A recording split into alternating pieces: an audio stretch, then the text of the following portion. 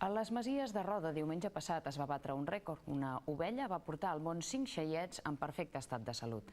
El part múltiple va durar més de 5 hores i després, quan ja havien nascut 4 xais, encara en va néixer un altre. La fertilitat d'aquesta ovella s'explicaria pel fet que està criada en un règim de cria intensiu de granja, que ho facilita, ja que la seva alimentació està suplementada amb ordi, que fa que les ovelles siguin més prolífiques. Aquesta ovella ha passat a ser la més famosa i admirada per les seves companyes de ramat a les Masies de Roda.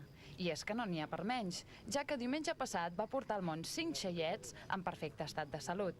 Això és tot un rècord, ja que es tracta d'una ovella de raça F1, que és el resultat del creuament entre ovelles d'origen rus, la Romanov, i ovelles de raça autòctona, com la manxega. I aquesta generació acostuma a engendrar 2 embrions i, en el millor dels casos, 3. Genèticament conserven el 50% de cada espècie i, pel que sembla, aquesta ha heredat la part fèrtil de l'ovella russa. En tot cas, seria normal si fos una Romanov pura, diguéssim que és una raça russa que és molt prolífica. En aquest cas és una F1, diguéssim que és una filla de Romanov i manxega, però és un cas extraordinari. Fins a 4 ja els havia vist, tant no. El part múltiple va començar a les 8 de la tarda i 5 hores després ja tenia 4 xais.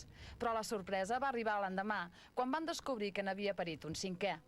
Aquest fet ha causat un gran enrenou a la família Aliguer Portet, propietaris de l'ovella, que s'han de passar el dia preparant biberons. Una mica d'enrenou, ara hem de preparar biberons al dematí, a migdia, a vespre, però ho fem de gust, això.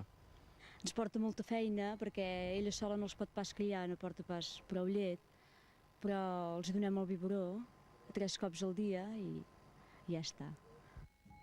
L'ovella ja va sorprendre els propietaris un any abans, quan també va parir 3 xais en un sol part.